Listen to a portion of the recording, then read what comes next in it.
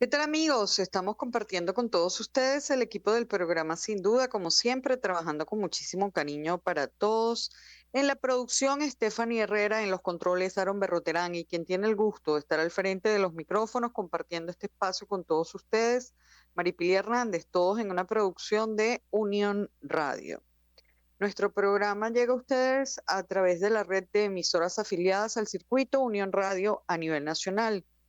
También a través de nuestra página web, que es la www.unionradio.net. En cualquier lugar del planeta donde ustedes tengan acceso a Internet, entran en la www.unionradio.net, allá hacen clic en el audio en vivo y pueden escuchar nuestro programa. De la misma manera, pueden escucharnos a través de la plataforma Mundo UR en el canal 980 de Simple TV y por nuestro canal de YouTube, el canal de YouTube de Unión Radio. Así que por todas estas plataformas pueden escuchar nuestro programa en señal abierta si se encuentran en Venezuela o por internet si están en cualquier otro lugar del planeta. De la misma manera, les pongo la orden mis cuentas en redes sociales para que podamos estar en contacto por esa vía. Ustedes pueden seguirme si así lo desean por Instagram, TikTok, Twitter o Thread. La cuenta correcta en todas las plataformas es @maripiliH. Por allí pueden hacerme comentarios, sugerencias, preguntas también a nuestros entrevistados. Como les digo, eso es a través de Instagram, TikTok, Twitter o Thread. Y la cuenta correcta en todas las plataformas es @maripiliH. Así que ya saben, podemos estar en contacto por esa vía y nuestro programa lo pueden escuchar por las diferentes plataformas en señal abierta y también por internet por las distintas vías que les acabo de señalar. Bueno, ustedes saben que este fin de semana se produjo un atentado en contra del expresidente y actualmente candidato por el Partido Republicano, Donald Trump. Y bueno, esto ha traído un montón de consecuencias de todo tipo desde el punto de vista comunicacional, político, electoral también en los Estados Unidos referido a esta situación, un atentado frustrado, afortunadamente, pero bueno, fue una cosa que además todo el mundo pudo ver a través de las pantallas porque se estaba transmitiendo y en redes sociales. Y obviamente, pues esto también tiene, lo que suceda, como todos lo sabemos, en Estados Unidos tiene repercusiones en Venezuela por las razones obvias que todo el mundo maneja. Hoy tenemos como invitada en nuestro programa a Indira Urbaneja, quien es analista político, es experta en marketing y también es fundadora de Reunificados Venezuela. La saludamos, Indira, bienvenida, buenas tardes. Ay, querida, qué bueno estar contigo siempre. Encantada de saludarte, gracias por aceptar la invitación de estar en nuestro programa. Y bueno, Indira, yo quería hablar contigo obviamente vamos a hablar de las elecciones en Venezuela, pero no puedo dejar de aprovechar la oportunidad porque yo sé que tú conoces bien todos los intríngulis políticos en Estados Unidos y bueno, acaba de suceder este atentado frustrado en contra del presidente Donald Trump. Bueno, y quería una valoración tuya de lo que ha sucedido, de cómo se ha manejado toda esta situación y las repercusiones que tiene, sobre todo de cara al proceso electoral de Estados Unidos, que apenas faltan meses para las elecciones. Bueno, comienzo por decirte que todavía está todo como muy extraño porque ya empiezan a salir algunos informes y ya se habla incluso de un plan que están tratando de endosarle al gobierno iraní. Se habla de una conspiración iraní para eliminar al candidato presidencial Donald Trump. Hay gente que está hablando de que, bueno, pareciera que también hubo un descuido de la seguridad, del servicio secreto. Lo cierto es que van a surgir una cantidad de teorías desde las más racionales a las más irracionales, que es lo que estamos viendo en este momento, pero todavía, digamos, no hay como una especie de informe o una vocería que determine o precise realmente qué sucedió.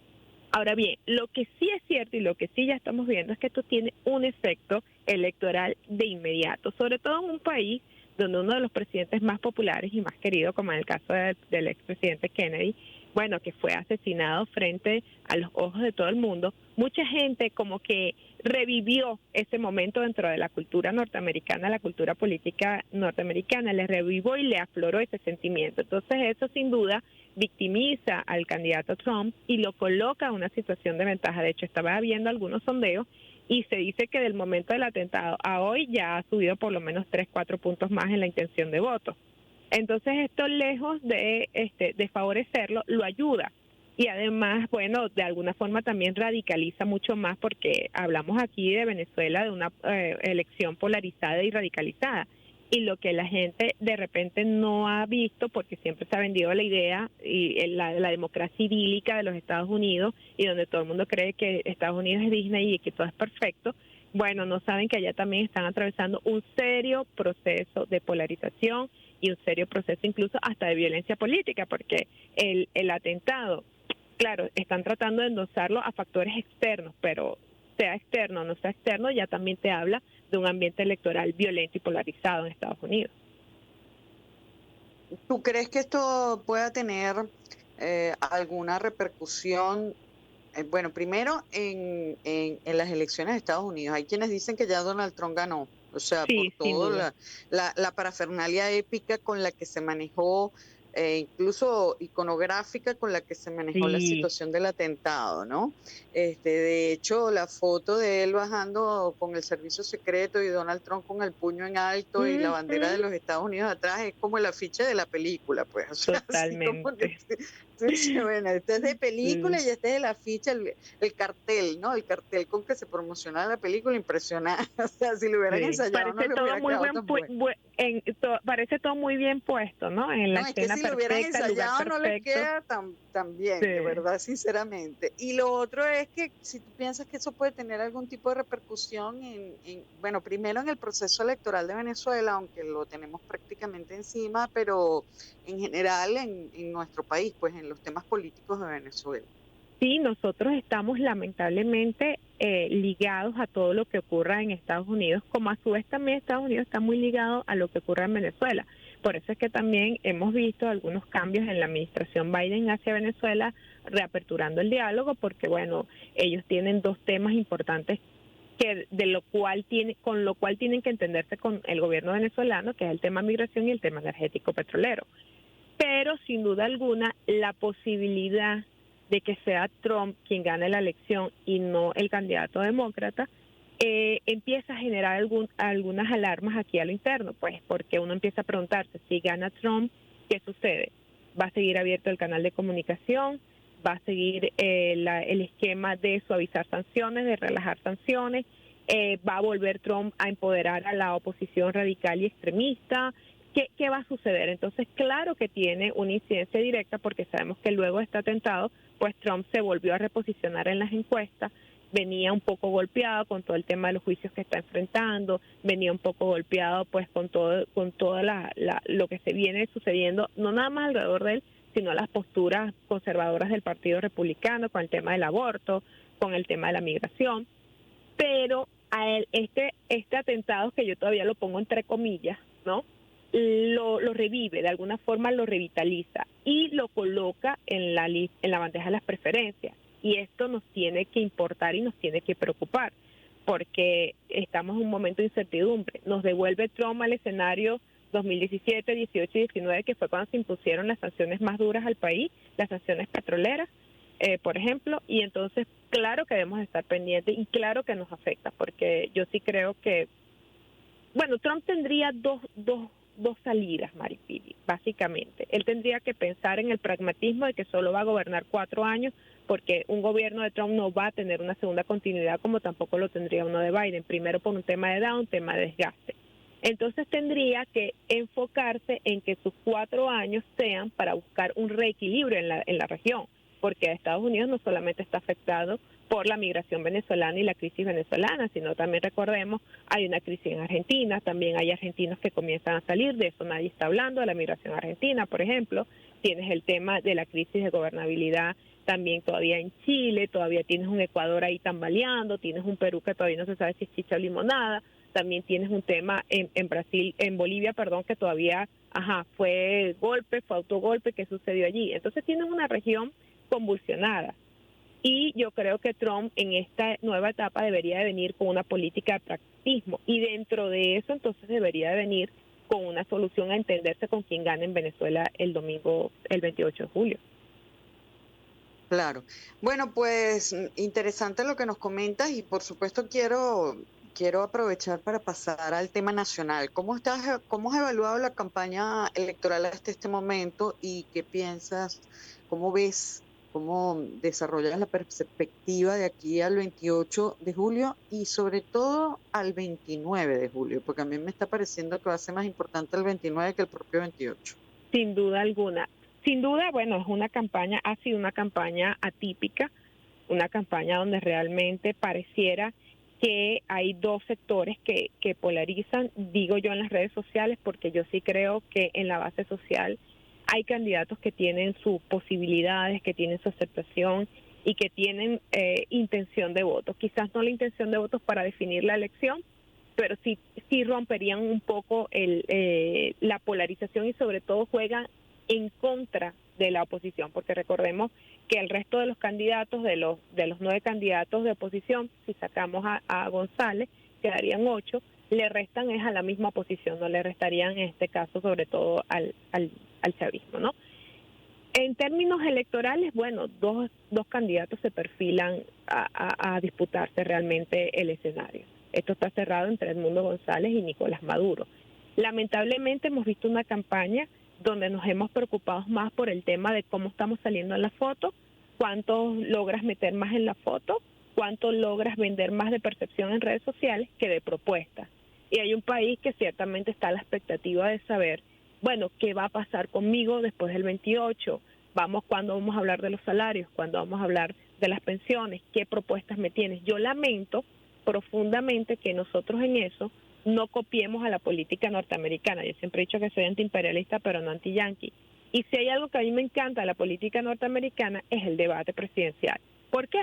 Porque el país tiene derecho, es más, el electorado necesita entender, conocer cuáles son las opciones, no nada más de quienes tienen los recursos para mantenerse vivo en las redes sociales, sino también de quienes, por ejemplo, un Luis Eduardo o un Ecarri, que quizás no tienen la capacidad económica y la capacidad comunicacional de los principales, digamos, candidatos, pero que también tienen derecho a ser escuchados, porque a lo mejor yo después de ese debate, cuando yo veo a las 10 personas, a los 10 candidatos debatiendo, bueno, quizás mi percepción y mi idea sobre el voto puede cambiar. Entonces yo lamento que haya sido una campaña sin debates, una campaña donde la oposición lo que sigue planteando, su gran objetivo, su gran norte, es sacar al chavismo del poder, y bueno, el gran norte del chavismo sigue siendo mantener el poder, obviamente, pero en el intermedio de esa batalla campal, nadie le está hablando al país, es lo que considero yo. Salvo algunas excepciones, yo creo que quienes le estarían hablando no están siendo visibilizados en los medios de comunicación. ¿Cómo veo los números cerrados? Yo no creo en encuestas, yo creo que después del 29 tenemos que hablar sobre el papel de las encuestadoras en este proceso. Yo más he estado analizando más bien estudios de inteligencia. Ciertamente Nicolás es un candidato que tiene muchos problemas y que trae muchos reclamos encima de su espalda, pero también es cierto que la oposición no ha logrado tampoco articular una propuesta fuerte, firme, estructurada. Y también tú y yo sabemos, tú eres una experta en la materia, y tú y yo sabemos que no nada más para ganar una elección hace falta voluntad, sino que también hace falta muchas cosas, y sobre todo en un país como este, hace falta maquinaria, pero también hace falta estar alineado con los intereses geopolíticos, internacionales y hasta financieros, que hoy sí tienen mucho peso y tienen mucho que ver en el cambio de gobierno. Pudiera ser que hay una voluntad de cambio en el electorado, pero hay factores, hay stakeholders, hay players, hay jugadores que le interesa más bien que se mantenga este gobierno, y eso también puede marcar una diferencia en cuanto al resultado. Yo creo que gana Nicolás Maduro, y creo que gana además por un margen muy pequeño. Yo no veo al gobierno ganando tampoco desbordado con millones de votos de diferencia. Lo más importante, Maripili, es el 29, tú lo acabas de decir, porque gane Maduro o gane Edmundo, o incluso no sabemos si se da una sorpresa, yo lo veo difícil, pero quien gane el 28 tiene que venir a reconstruir este país. Y lo he dicho, si gana Edmundo, aquí hay que construir un canal humanitario, porque uno de mis grandes temores, Maripili, creo que tú lo has visto estos últimos días en las redes sociales, es la sed de venganza y el odio que manifiesta un sector de la oposición, porque tampoco puedo generalizar, pero si hay un sector radical que hace mucha bulla y que anda ofreciendo mucha venganza y mucho odio.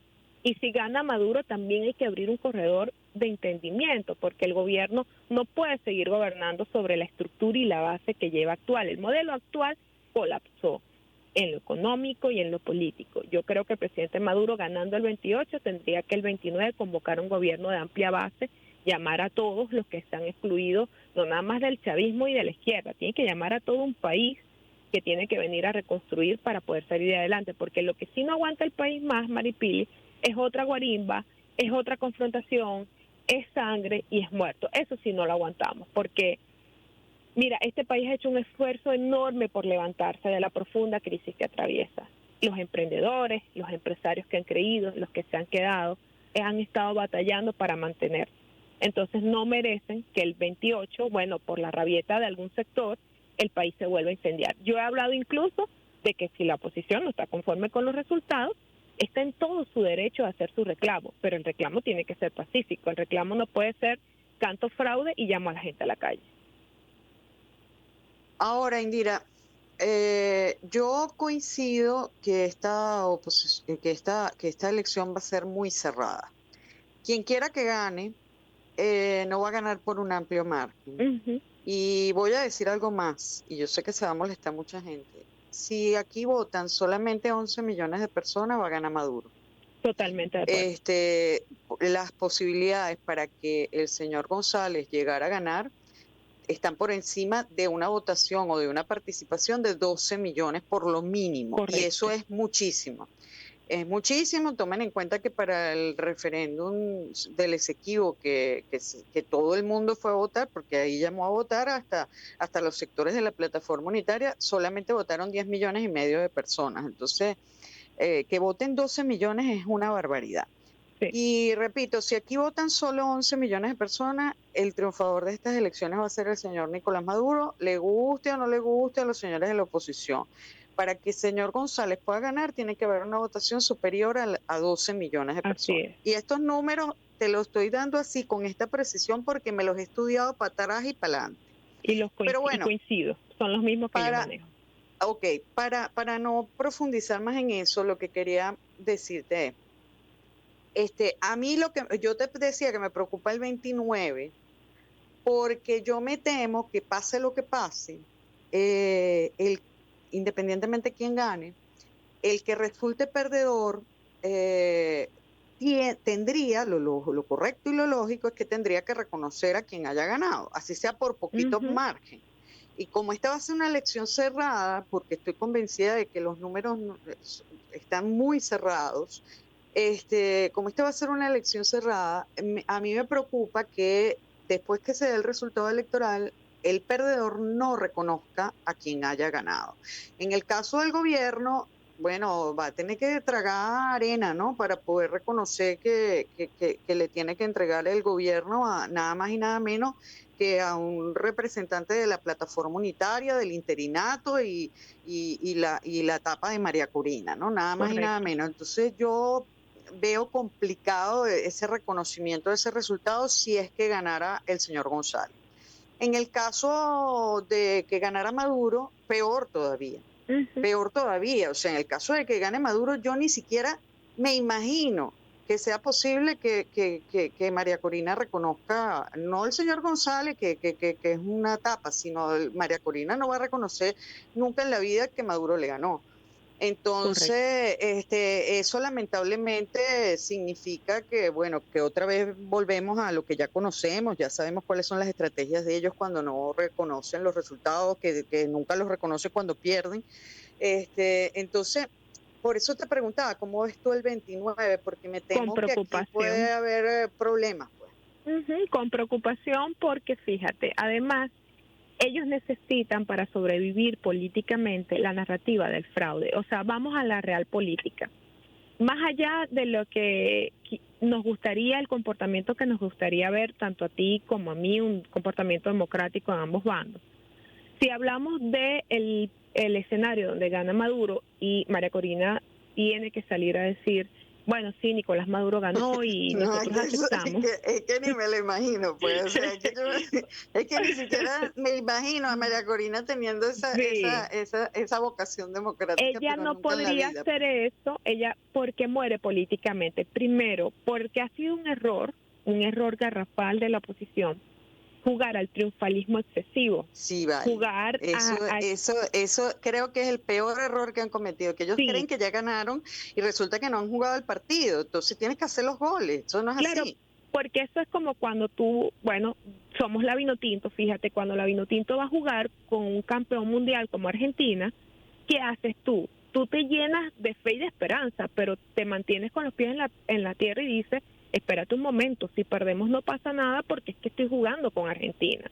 Y eso incluso te motiva mucho más entender a tu contrincante, entender la fuerza de tu contrincante y no ser triunfalista te ayuda muchísimo más, tanto para ganar como para aceptar la derrota y salir bien parado de la derrota, porque el Pero es problema que es, este sector de la oposición está tan sobrado, ellos se la tiran de tan sobrado que ni siquiera han tenido como la estrategia de tratar de hacer alguna alianza con alguno de los sí, sectores más pequeños que hoy por hoy reúnen el 10% de la votación. Ojo que no los eso no es desprecian despreciable y ese 10% de la votación puede hacer una diferencia, pero totalmente. ellos no se han preocupado ni siquiera por establecer una mínima alianza con algunos de esos sectores. No, los desprecian, los desprecian. Mira, yo he escuchado hablar a Ana María San Juan, que también es una interesante analista, y Ana María habla de el efecto del voto silencioso. Y ella habla de que hay Ujú. gente que no anda vociferando por ahí que va a votar por Maduro, por miles de razones, ¿no?